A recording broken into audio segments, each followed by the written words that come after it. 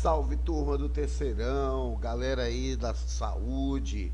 Hoje nós vamos falar sobre conceitos básicos de primeiros socorros na educação física. Eu sou o professor Leonardo Delgado e estarei com você aqui nessa nossa aula online, tá bom?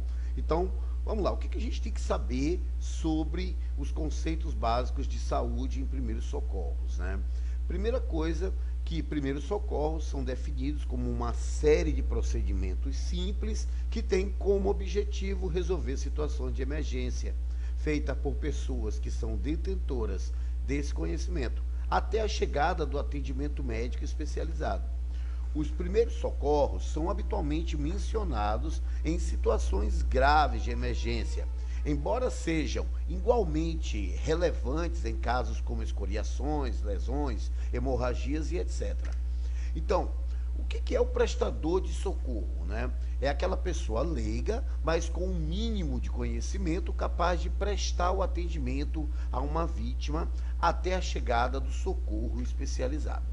Vítima, né? É o nome que se dá à pessoa que sofreu um acidente. Quais são os tipos de vítima que existem? Pelo histórico do acidente, deve-se observar os indícios que possam ajudar o prestador de socorro a classificar a vítima como clínica ou traumática.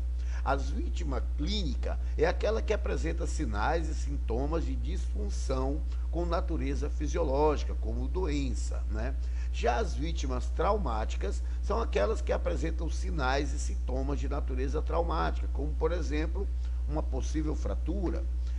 Curioso, né? Aquela pessoa que sofre influência indireta do evento, aquele que vai parar para olhar e muitas vezes acaba, né, participando passivamente, né, de um certo tumulto, né, que acaba atrapalhando. São aquelas pessoas que vão parar para filmar, tirar foto, né? Então, o curioso, ele às vezes ele atrapalha muito esse processo, por quê? Porque pode causar outros acidentes, né? Por causa daquelas pessoas que param o trânsito, às vezes não está prestando atenção no trânsito e começa a prestar atenção no acidente, tá? Socorrista. Pessoal, vamos lá.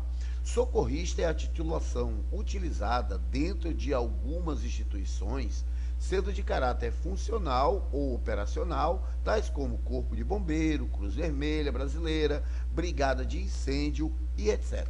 Então, emergência, né?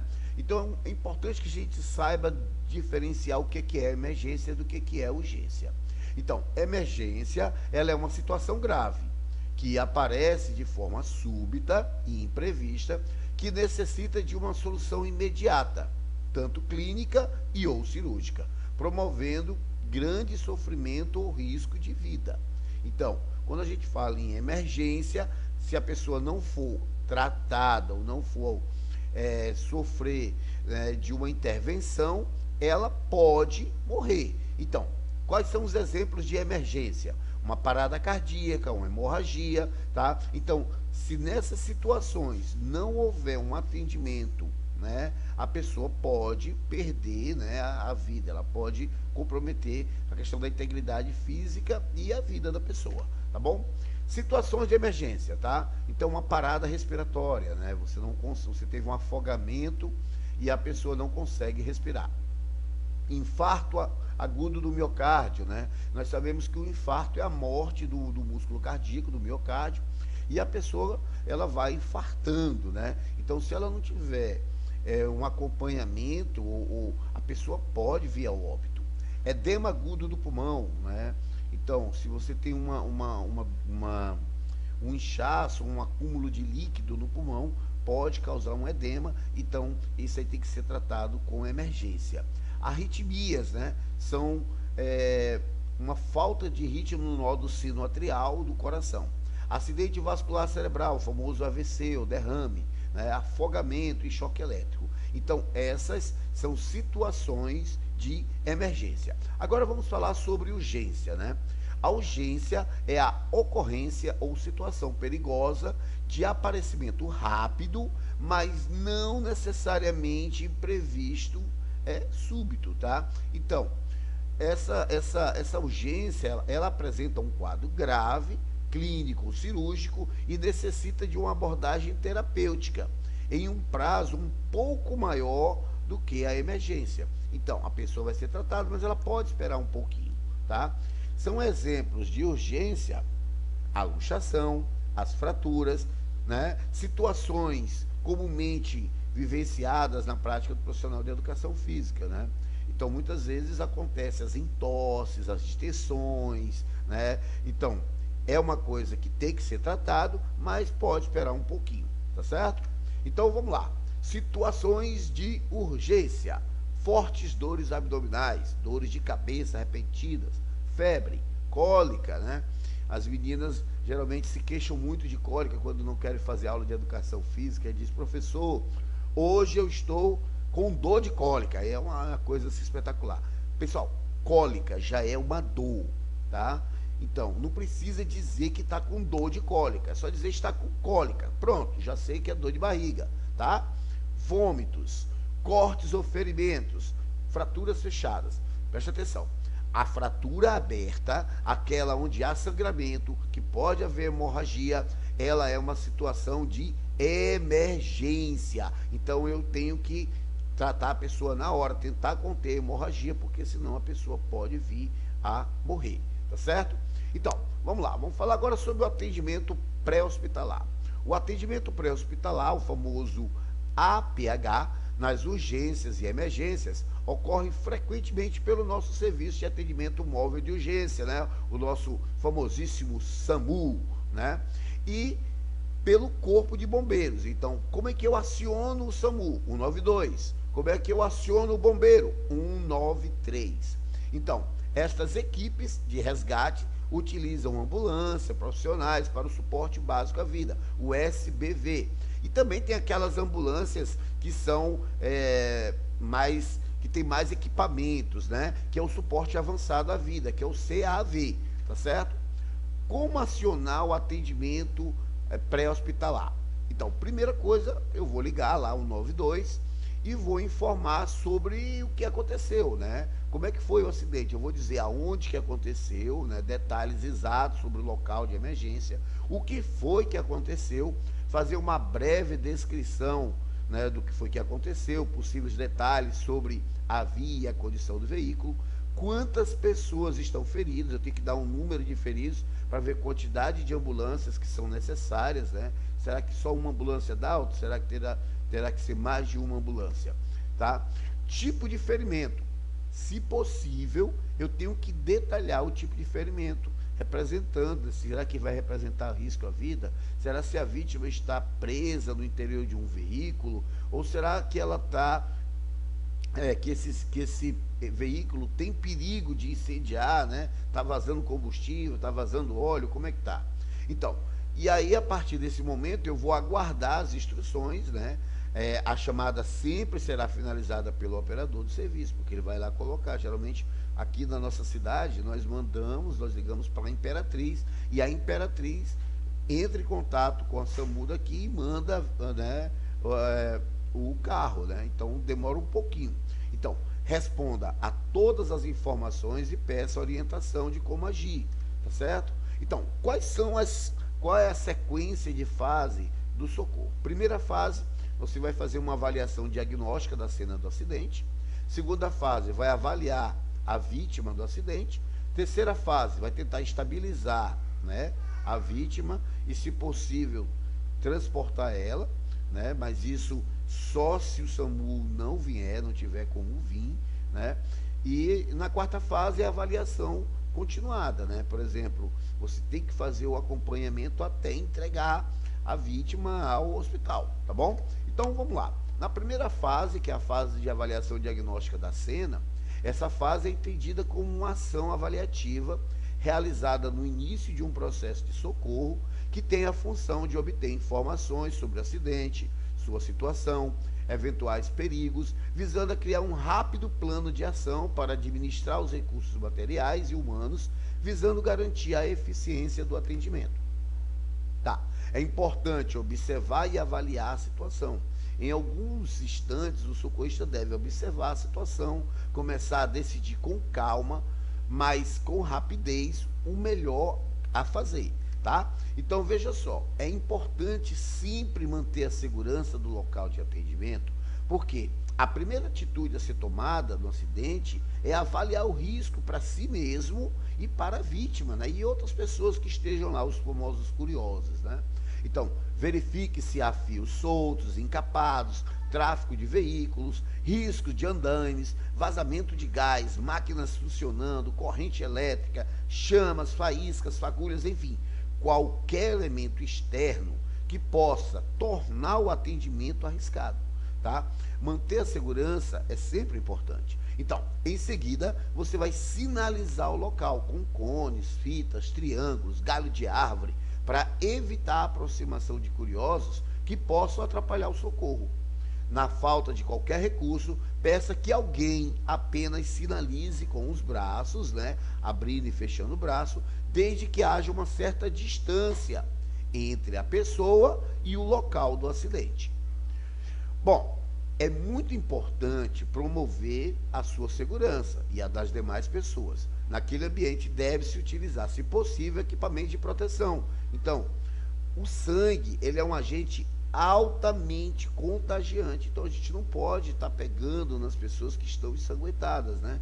Então, nesses casos, assim, nós vamos pedir para que a própria pessoa, né, ela faça lá uma pressãozinha no local, né? E, assim, tem que utilizar os equipamentos de proteção, por exemplo, luvas, óculos, máscara, né? Tudo que for necessário para que não haja uma contaminação, tá? Então, vamos lá. Segunda fase, que é a fase de avaliação da vítima do acidente. A avaliação do estado geral do acidente é a próxima etapa na prestação dos primeiros socorros. As ações devem ser realizadas simultaneamente ou imediatamente após a proteção do acidentado, tá? Nesse momento, se faz necessário realizar 2 exames básicos. O primeiro nós chamamos de exame primário e o segundo nós chamamos de exame secundário. Então, qual é a prioridade dessa fase? A prioridade dela é avaliar a vítima, né? E aí nós vamos seguir as seguintes etapas. Primeiro, garantir a segurança da vítima, de terceiro e de socorrista durante a intervenção, identificar e corrigir as situações que vão implicar em risco à vida, não agravar o estado da vítima, então tem que ter muito cuidado, principalmente com acidente, né, de moto, com relação ao capacete. A pessoa está com o capacete, eu devo remover o capacete? Não, não deve remover o capacete, tá bom? Então, ele pode ter uma lesão cervical e aquela pessoa, ela pode ficar, posso piorar o problema dela. Então, se ela está de capacete, eu vou deixar ela com o capacete, né? E vou tentar conversar com a pessoa para ver se ela está acordada ou se ela está sentindo dor no pescoço, como é que está a situação, mas não ir tirando o capacete da pessoa, tá bom? Então tem que ter muito cuidado, porque pode piorar uma lesão, caso já tenha uma lesão cervical. Bom, qual é a prioridade, né? É limitar o tempo no local ao mínimo necessário para estabilizar a vítima, iniciar a correção das situações que carecem de intervenção e preparação do seu transporte com segurança e reconhecer, né, recolher informações relevantes, né? É o famoso SHAMU, né? Eu vou ver primeiro como é que está a circunstância, a história, alergias, medicamentos e última refeição, tá bom? Então, eu vou tentar conversar com a pessoa e vou perguntar, sim, como é que foi que aconteceu o acidente, né? Você toma alguma medicação, tem alguma alergia, né? Quando é que foi a última vez que você se alimentou? Então, isso a gente chama de anamnese, né? A anamnese é uma entrevista que nós vamos fazer para saber qual é a situação da pessoa. Então, exame primário. O exame primário, ele envolve a avaliação completa da vítima e tem por objetivo identificar e manejar situações que possam provocar risco à vida de uma vítima. Então, ele segue as etapas A, B, C, D, E. O A, de airway, né? Como é que estão as vias aéreas e o controle cervical. O breathing, né? É a respiração e a frequência ventilatória. Circulation, que é a circulação com controle de hemorragias. Disability, né? Como está a disfunção neurológica e o estado de consciência da vítima. E, por último, que é exposure, que é a exposição da vítima e controle da temperatura corporal. Exame secundário. O exame secundário é realizado após a completa avaliação primária, em que foram identificados e ampliados os procedimentos de primeiro socorro para que ocorra possíveis emergências que ameacem a vida. Essa fase visa verificar outras lesões de menor gravidade nos diversos segmentos corporais e controlar e reavaliar esses sinais vitais. Então, a avaliação secundária é subjetiva, né? Ela pode ser subjetiva e pode ser objetiva, dependendo do grau de consciência do acidentado. O exame subjetivo serão realizadas várias perguntas para a vítima, acompanhando, né, o testemunho dela. Então, por exemplo, nome, idade, endereço, telefone, qual é a queixa, está doendo aonde, né? Como é que foi o acidente, né? O que você está sentindo, né? Toma alguma medicação, essa medicação é de uso contínuo, você é hipertenso, diabético, tem algum tipo de alergia? Atualmente, você tem algum médico que lhe acompanha, tem alguma doença, cirurgia, né? Você ingeriu bebida alcoólica, né? Ingeriu algum alimento, como é que você está? Alergia, você tem alguma alergia a algum medicamento, por exemplo, paracetamol ou dipirona? Então, por quê? Porque eu vou te passar uma medicaçãozinha, está doendo, para a gente poder segurar e chegar lá. Então, naquele momento já se inicia, né, o tratamento. Teve uma luxação, ou teve uma entorse, teve uma fratura. Essa fratura ela é aberta, ela é fechada. Então, a partir desse momento a gente já vai fazer essas perguntas para a pessoa, tá bom?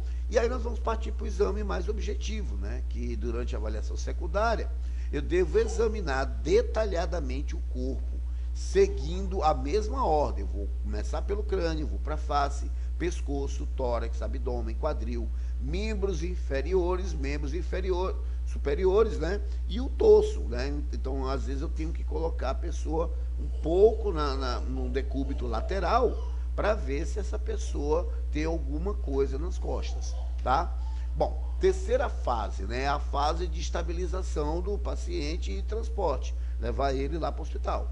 Então, nessa fase, finaliza-se o exame da vítima, avalia-se a região dorsal, previne-se, né, sobre o estado de choque e prepara-se para o transporte. A imobilização e o transporte para o hospital da vítima acidentada ou com enfermidade grave são de inteira responsabilidade já do SAMU, né? Então, ou do Corpo de Bombeiro, quem vai transportar ele para lá.